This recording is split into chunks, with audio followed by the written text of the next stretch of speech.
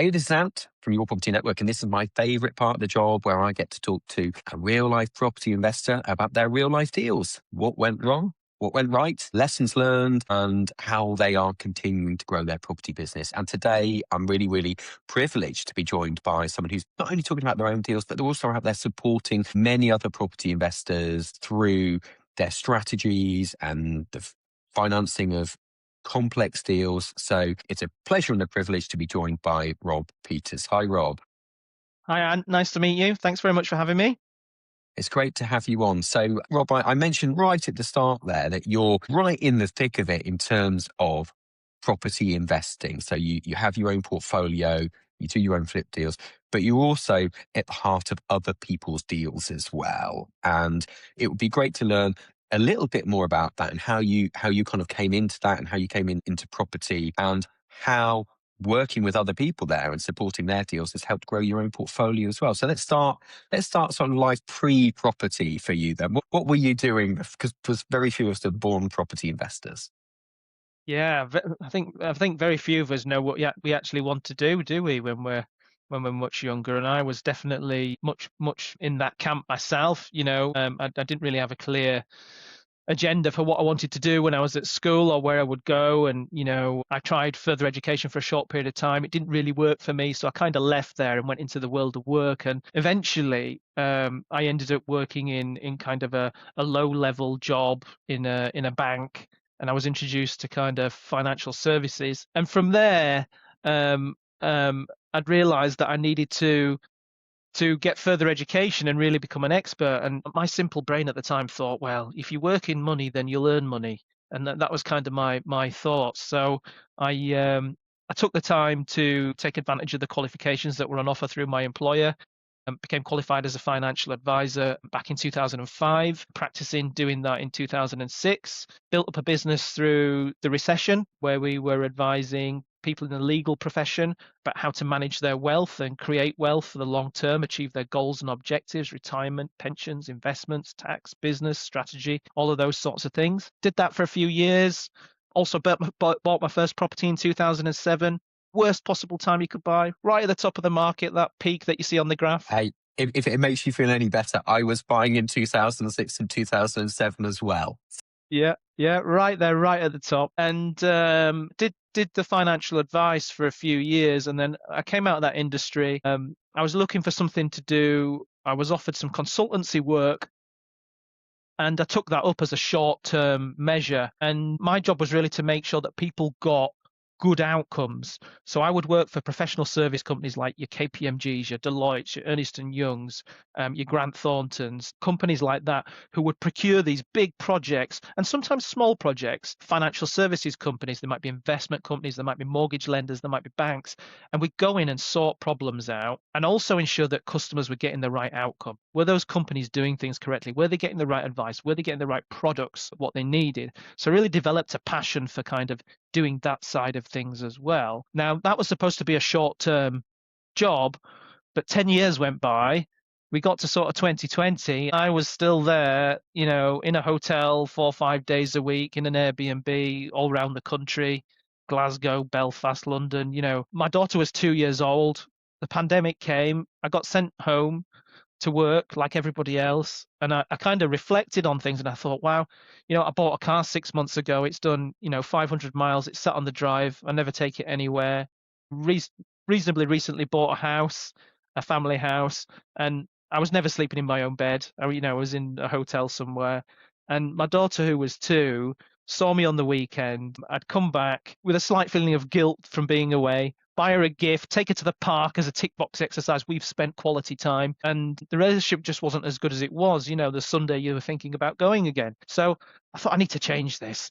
And the pandemic gave me a really good opportunity to kind of reflect on, my career today and what I'd enjoyed and what I hadn't and what I really wanted from the future. And I decided that I'd quite enjoyed giving advice and helping people directly rather than being in this corporate world. I'd lost flavor with it, really. So I decided to go back and create a business that focuses on giving advice to people In this instance, it was the property finance that we decided to focus on and to help property investors and developers arranging their finance, sorting out their goals, hitting their financial objectives, and effectively be a key part of that power team for them to support them over a period of years. And the reason why I thought we would be really good at it is because I'm a proper qualified advisor, much like any other brokers who don't really have that.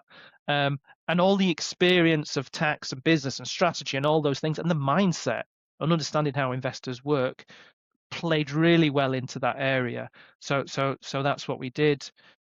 And in terms of property, yeah, I started in 2007 with my first one. Okay, and it's interesting that working in that kind of arena of kind of wealth and tax and the bigger picture of achieving a longer term, a short term goals and then longer term goals and refining a strategy. Did that influence your shaping your own portfolio and what constitutes a deal for you? So did that, seeing all those other people's deals, did you kind of refine, saying, well, actually, for my own projects, I'm not going to be buying at the top of the market like I was back in 2007. A deal for me needs to look like X. Yeah, so in 2007, I didn't know anything about property strategies as such. I knew about buy to lets and the simple kind of stuff, but I wasn't a property investor. That property was bought as a residential home, but 2 years later, when I wanted to sell it, I realized it was in negative equity. Because I bought it right at the top of the market, and obviously after that credit crunch of 2007, 2008, a lot of the property values dropped. So if I was to sell, I would have made a loss. The only thing that I could really figure out to do was to maybe look and see if I could rent it out. And by luck rather than judgment, it had ended up being in an area where it rented out for quite a decent sum of money. So I did a basic refurb, and that's what I did. And I became an accidental landlord. And that was really how I got into this. But to answer your question, in terms of my experience, does it shape how I do my deals now? It absolutely does. And I think that to give you the precursor to this, I think that when people get involved in property, they naturally start thinking about questions they might not otherwise have thought about. The bigger kind of questions.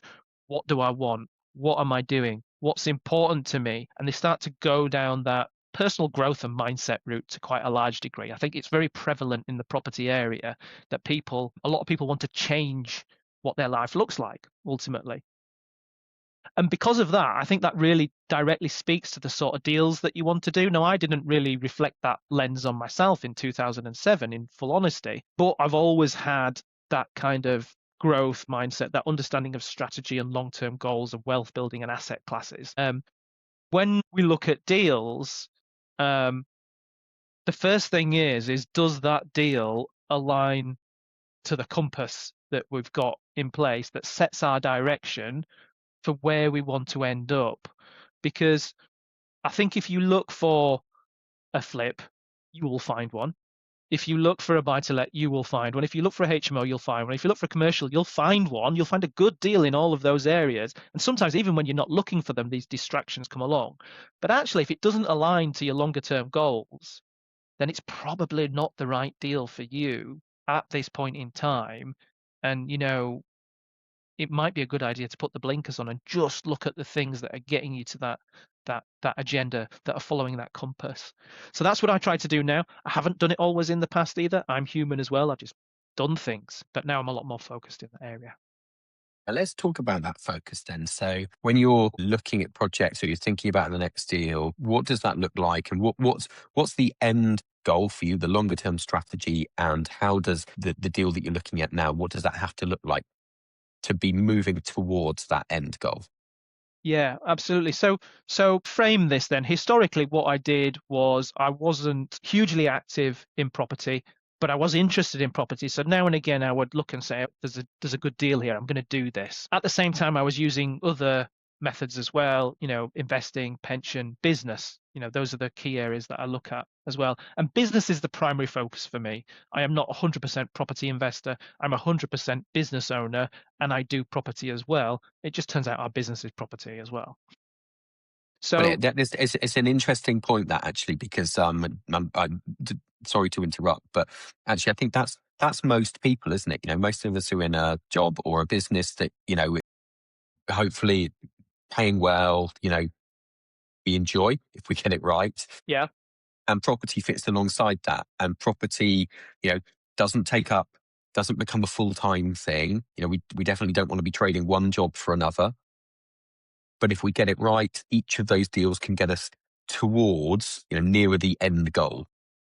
absolutely. There are definitely those people who are out there, but I think there's quite a large contingent of people who are fairly disgruntled with their position of where they are now.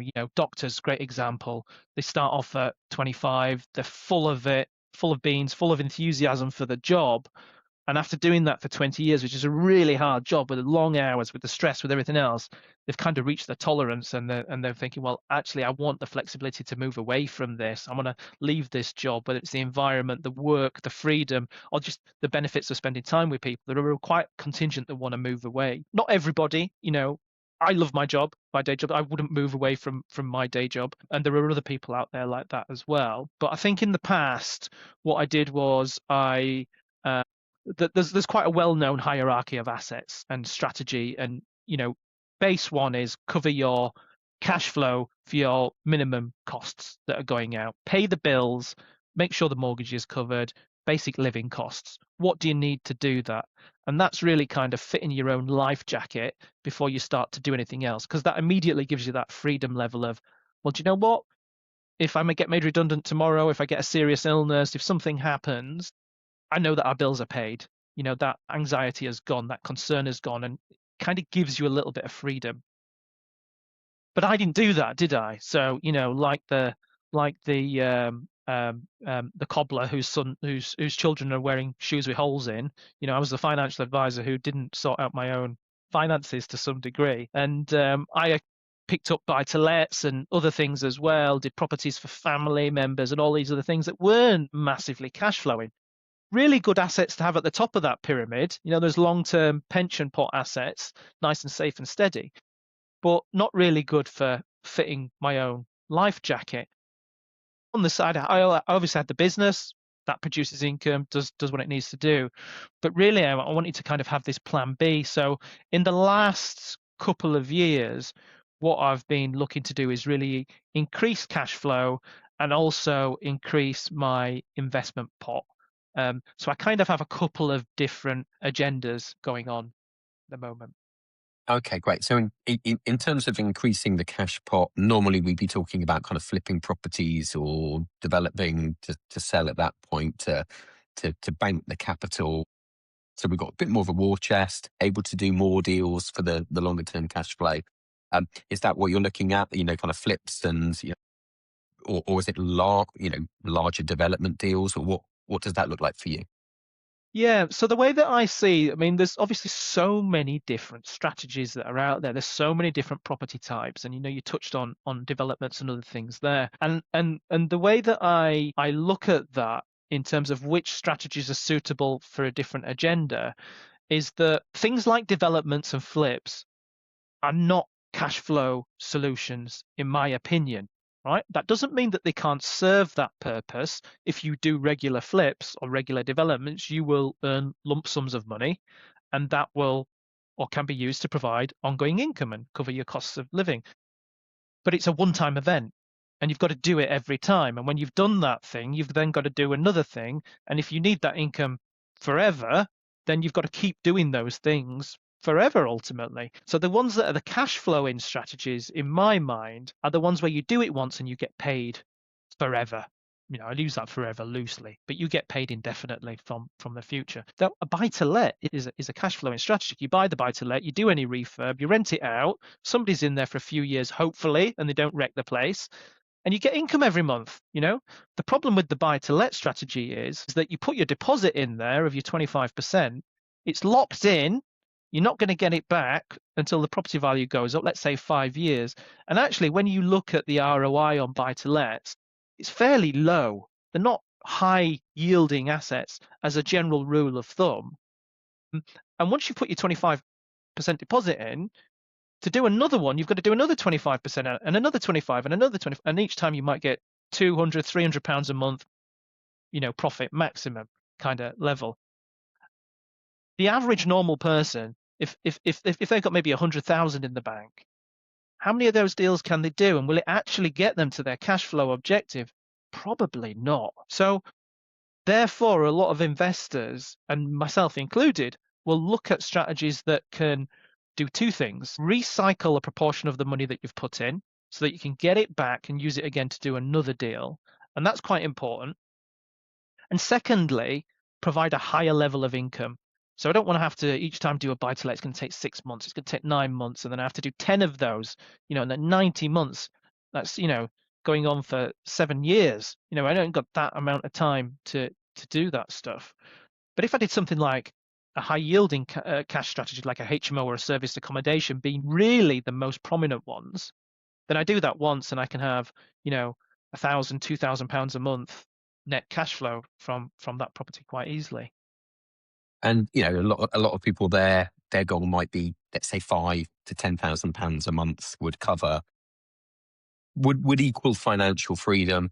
In that instance, we're looking at maybe a handful of deals. 4, 5 properties could well tick the box to say, actually, I can achieve this in a short amount of time. The challenge is always in enforcing the appreciation of the asset, or buying it cheap enough. And I think this is probably a great time to look at a case study, because you were kind enough to send across a couple of projects. So let's start with one of them. So tell me about this property, what it was, and how you found it. So I think this is one case study, just to frame it. So I think it's one case study with two stages to it, two elements. But the property itself was found on an auction site. That's how it was located. For me, I am quite a fan of auctions, and the reason why auctions speak to me quite a lot is that, generally speaking, if you're looking for a good deal to buy a property, one of the key items you need to have straight away to do a good deal is a motivated seller. And if you go on Rightmove and you find a property, somebody selling their house or whatever it might be, they're probably not motivated to the same degree that somebody needs to be to make it a good deal. And that means you're probably not going to get as good deal. They want the top price, they want everything on their side. Whereas everybody at auction is motivated. That's why they're in the auction, because they need to sell that property reasonably quickly for whatever that reason is in the background. So automatically it cuts that out. That speaks a lot to me, because what I'm short on is time, because I spend a lot of time running my business, working with my team, speaking to my clients, and doing all the things that life's there for as well, spending time with my daughter and my family and hobbies that I enjoy. I don't want to spend hours and hours and hours trawling around into the internet doing lots and lots of viewings, and viewings are really time consuming and all that kind of work. So auctions are really good for me. So this one was an auction purchase that was found, I can't remember what the site was. It might have been a Reed's Range or something like that. Okay. And what was it that stood out about this particular property? Because there's, dozens that go into an auction. So what was it? And I know when I'm buying a property, quite often something will say, well, that's interesting. For me, it will be, okay, I know where I'll buy a flat. A flat might be worth, let's say, done up nicely, 115, 120, maybe 125,000. And I'll be looking at something that might be priced around 75 or 80 or thereabouts. I'm thinking, hang on a minute, there's a problem here. And it could be a legal problem, with a freehold of the building, or it could just be a wreck or whatever, or normally a combination of all of those things. Was that a similar thing that you're looking at it going like, this is a different price, so I know it would be listed on if it was on Rightmove or on an agent? What stood out to you? Yeah, so at the time that I bought this particular property, what I was looking for was particularly deals that were under market value. That was my criteria at the time when I was looking for this deal, because I tend to do two types of deals. I'm looking at higher cash flow stuff, which for me is HMOs, and I'm looking at things that are below market value, or where I can add value to have as a project and do something with. That doesn't mean they always need work, and in this instance it didn't, but that was kind of what I was looking for. So when I was scanning through the auction sites for deals that I'm going to hold, or where there's a below market value, I like to kind of look at quite nice areas. quite decent areas for those. So this particular property was in Ilkley, which is obviously a Roman spa town in Yorkshire. That, as an area, it has quite an older population. Historically, I don't know if it's still the case, but it had more millionaires per square mile than anywhere else in the UK. So quite affluent, nice shops, nice things to do there, lots of cafes and places. And this was right in the centre of the town, was this property. And when I looked at the price that they were starting the auction at, compared to the average price of a flat or per square meter in that area, it was significantly below. And that was what piqued my attention to start with. Okay, so again, it was that. Okay, this stands out, and so we take the same approach there, which is great to see actually. And we also know with auctions that the reserve price needs to be within a close range of the guide price as well. So we know that if it's being listed at, I don't know, whatever, let's say pick a number, and we'll find out about yours in a minute. If it's, or let's say 70,000. The reserve price isn't going to be 100,000 or 120,000 because it has to be within Sort of that 10, range. 15% range. Yeah, Yeah. 10%, I think. Okay, so this was the flat, and um, But there did was you a go and view problem. the? Well, of course, there's a problem. Tell us about the problem. There was a problem with it. So the problem with this particular property, whereas it was an age restricted property. So what that means is that the occupant needs to be age 55 and over. And typically, age restricted properties are harder to finance if you want to use finance to do anything with them. The market for them is slightly different in that it's not as buoyant a market as other property types. The values can stagnate a little bit sometimes. And I think flats in general, the values are about 14% below where houses are. So there was a problem with it. However, it had been advertised as the purchaser had to be over age 55. It was a slight nuance of how they'd worded it, but what they'd said is basically to buy this property, you've got to be age 55. I'm quite comfortable and happy with looking at documents. I spent half of my career looking at, quite boring documents. So looking through the sales particulars and looking through the lease contract was fairly easy for me to do. And when I looked through there, it wasn't clear that the buyer had to be age 55 at all. So I went one step further and actually reached out to the agent, who in turn reached out to the management company. And it was clarified that actually they were happy for anybody to buy the property as long as the occupant was over age 55, not the buyer, but the occupant. And they were also happy for it to be bought in a limited company. So off the back of that, I knew that automatically that this property would have a lot less interest, and therefore it kind of moved up my agenda. And when I looked at the recent sale prices for other flats in that exact block, as well as the kind of wider area, there was a significant opportunity to pick this up below market value. Okay, it's interesting. And was it a probate property, or do you know do you know why it come to the market? Yeah, so effectively it was a probate property. These type of retirement properties, people tend to move into them and stay there for the duration of their days, and that's exactly what had happened here.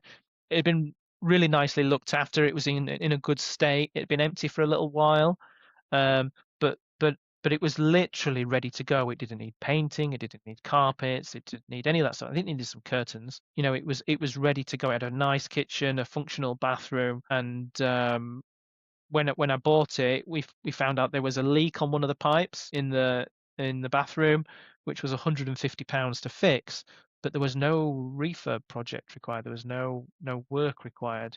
So I was buying this property for 78,000.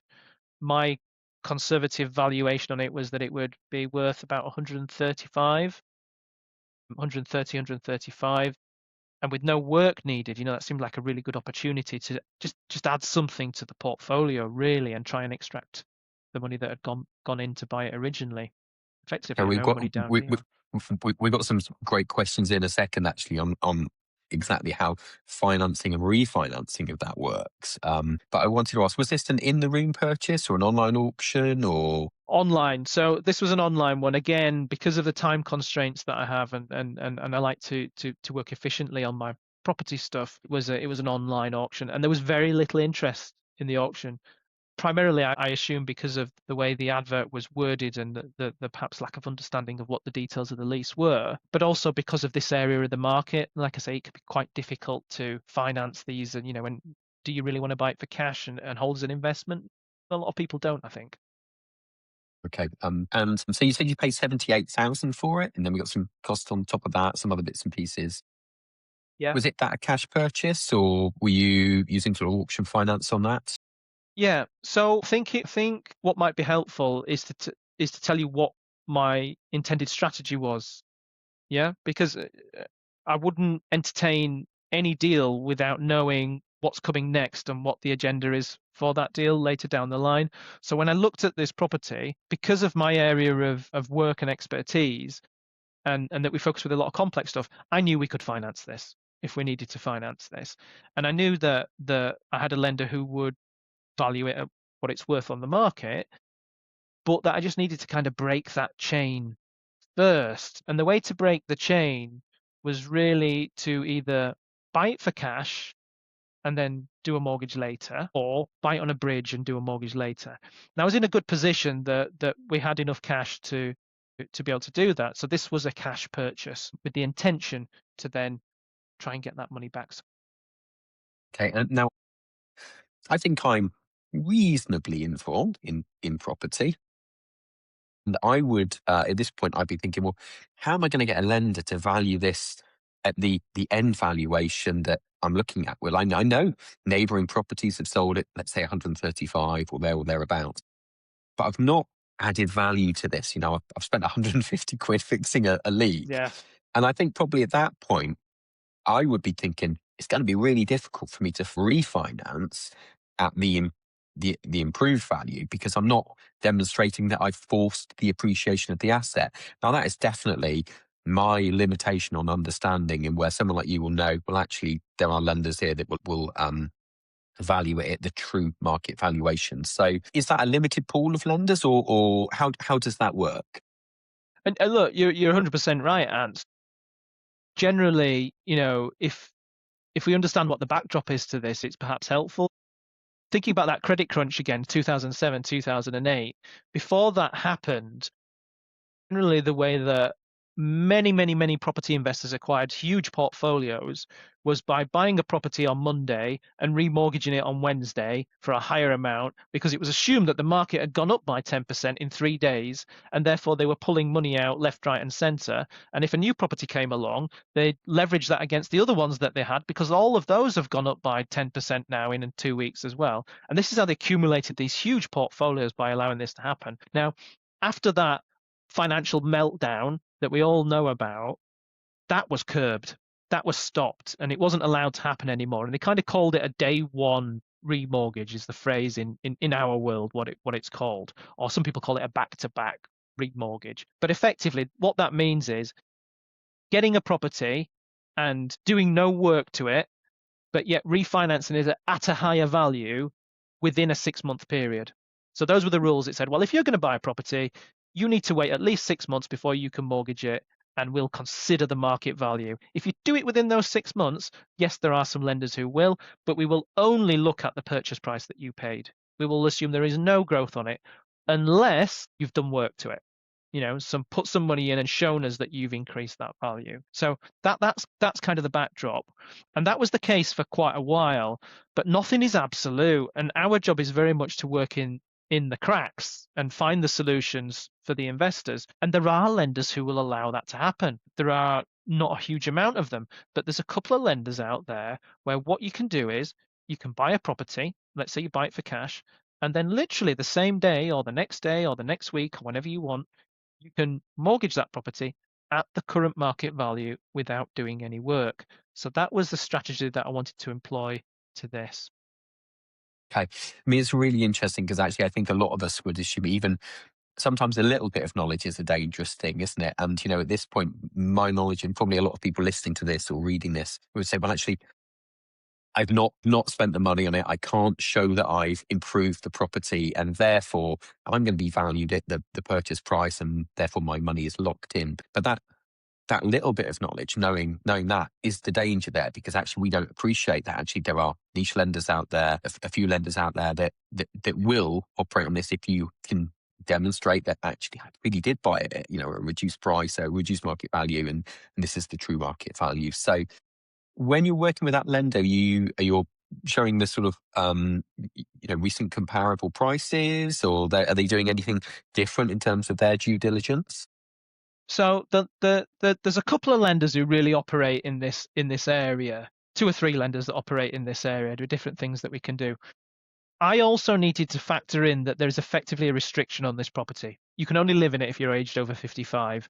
Most mortgage lenders don't want to know about that anyway. So you've got this other kind of element. If you imagine that got all these mortgage lenders in the UK, you've got them all on a spreadsheet, there's hundreds of them, and then you've got all these filters at the top. And the first filter that I'm going to apply is I'm going to say, well, this is an age restricted property. And as soon as I put that filter on, that spreadsheet goes down to like two or three lenders immediately from all those that are out there. And then let's say that I've got another filter and I now want to say, well, I want to do a remortgage at open market value within 6 months without doing any work, and I apply that filter, and I might go down to two lenders or three lenders, and that's how it kind of works. So the one that I used ticked both of those boxes. If I didn't have the age restriction, I probably would use a different lender. And the question is, well, what's the difference between using this lender and that lender?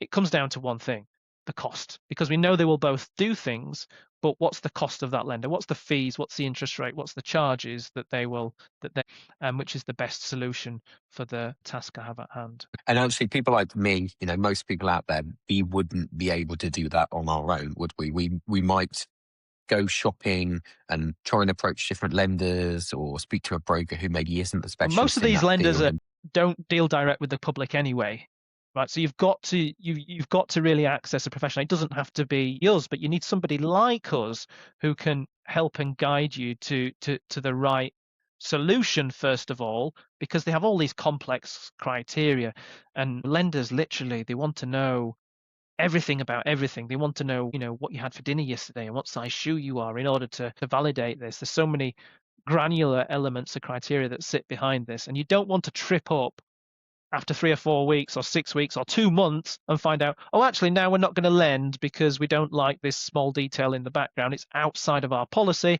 Hard no. You've wasted all that time. Will the deal fall through now because it's gone on so long and the seller is getting disgruntled with the lack of progress? You don't want that. It's best to find the right or solution. I guess even worse in this instance, you could have had that been the case, you would have bought it for cash, and then the cash is locked up in the deal, and we could, Yeah. or maybe even worse than that, you pay the deposit to exchange on the virtual fall of the hammer, and then make the decision of actually, what, I'm not going to be able to refinance this thing, and then goodbye deposit because I'm not going to complete on it.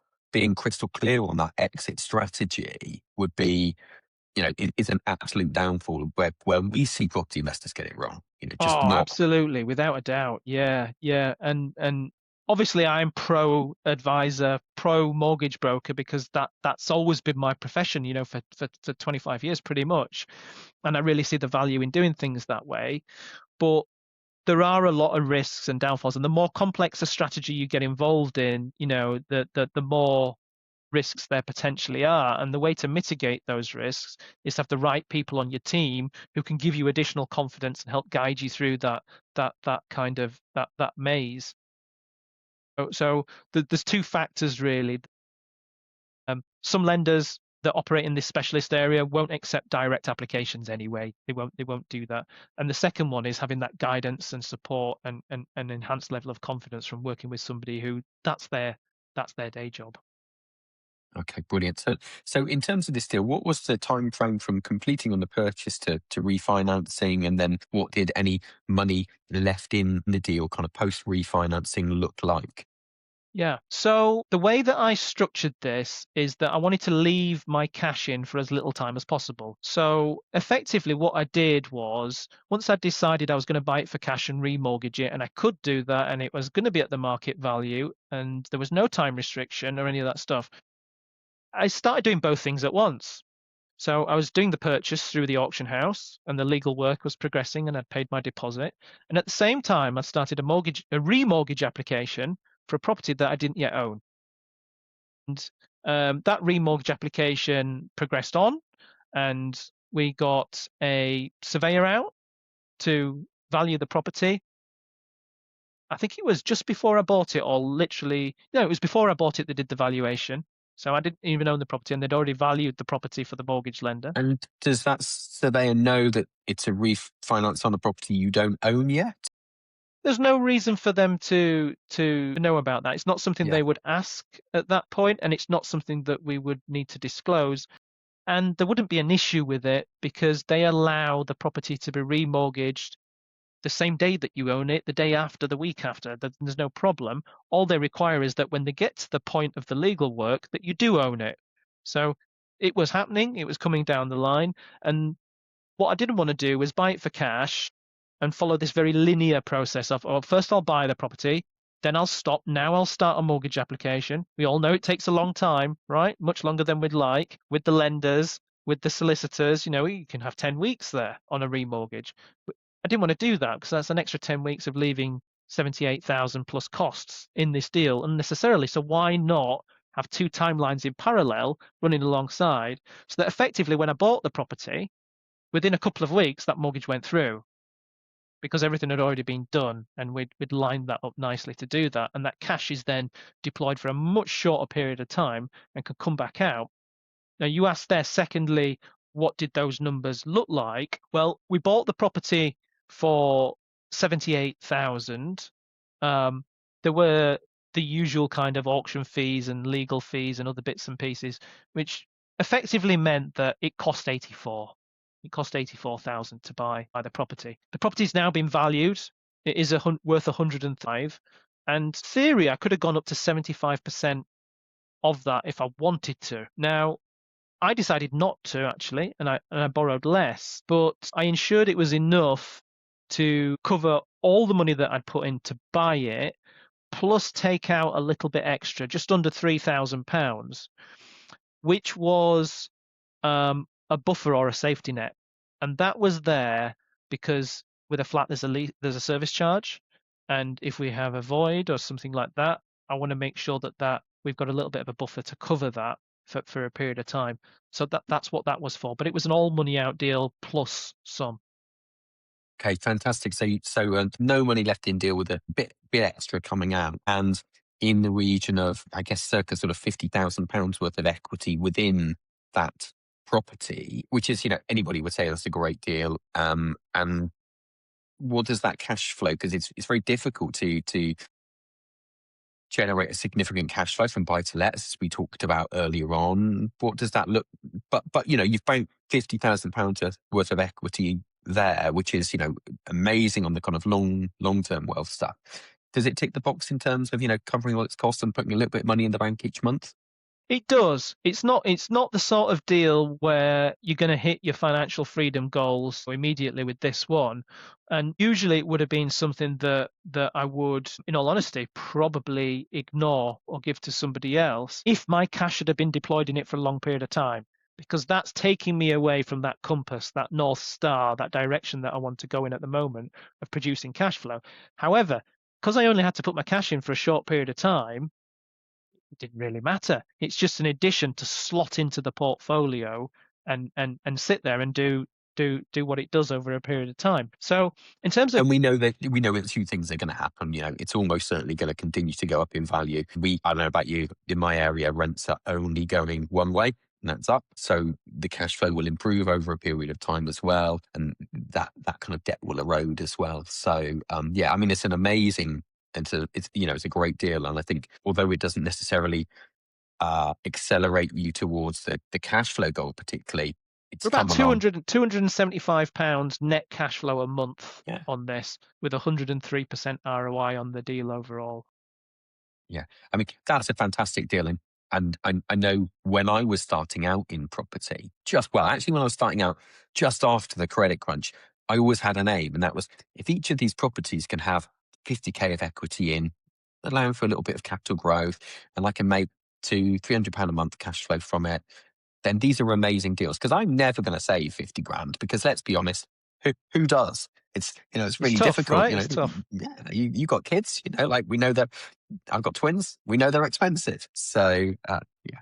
Okay. Well, and what a great deal. I love this. I wanted to ask about finding a tenant as well. So this restriction, this over 55s restriction. 55 doesn't feel anywhere near as old as it used to for me now. And I don't think it is really as I approach my fees. So who is your tenant? Can you tell us a little bit about kind of finding a tenant with that restriction in place?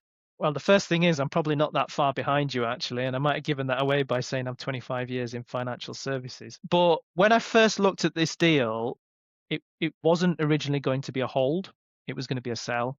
So I was going to buy it for cash and I was going to sell it. And that was the original plan in the early days, because I thought, well, I can just release 100% of the gain, and draw out 60,000 plus for doing nothing, right? That was the original aim. However, during the very early stages, somebody approached us to rent the property. So we didn't have to look for a tenant because the communities in these retirement places are fairly close knit. We were made aware that somebody wanted to occupy the property, so we agreed the rent, and we had a tenant lined up from very early on as well. So it was really quite fortunate the way that went together. Otherwise, it would have been a sale play. Other than that, but the good thing about these types of tenants, as I mentioned earlier, is that hopefully, they don't tend to move about too much. They'll kind of be looking for that retirement home to settle in and live there for the rest of their lives, hopefully.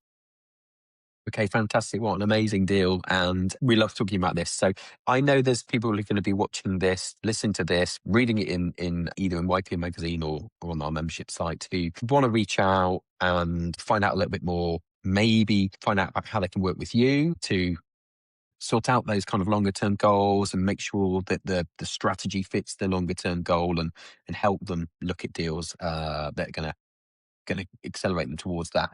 What's the best way of people reaching out? Is there a social media or a website? Where can we direct people to?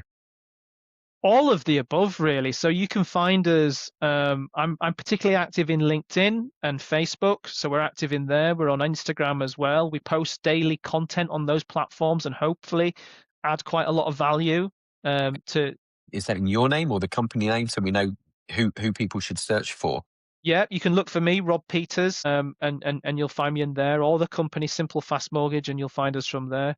We've also got a website, and if people want to reach out to us, there's lots of contact options on there for filling in a form or dropping us a call or whatever really suits them best. But we do put quite a lot of content out as well, and case studies talking about things that we've been doing, interesting things that investors might not know about. We could spend a long time talking about all different sorts of strategies here. We've talked about one today. There are some very interesting other strategies as well that we deploy both personally and for our clients. Well, I know we're going to be reaching out to bring more content in from yourselves and some of your clients as well to showcase to YPM members as well. We couldn't do what we do without people like yourself and your clients sharing their deals, the realities of what it's like being a property investor, the good and the bad, because it doesn't always go according to plan. So it's a massive thanks from me and everybody at YPN and all of our members for joining me on this and sort of digging deep into this deal. And I'm really looking forward to us getting more content from you and sharing that with our members. So a massive thanks, and can't wait to hear about more of your deals. No, it was my pleasure to talk about it, and hopefully it adds some value, and maybe even inspire somebody to think about, well, and I didn't know I could do that. That's our aim. So it's a pleasure to be here, and thanks for having me, Anne. Thank you. Transform your property results, one insight at a time, at ypn.plus.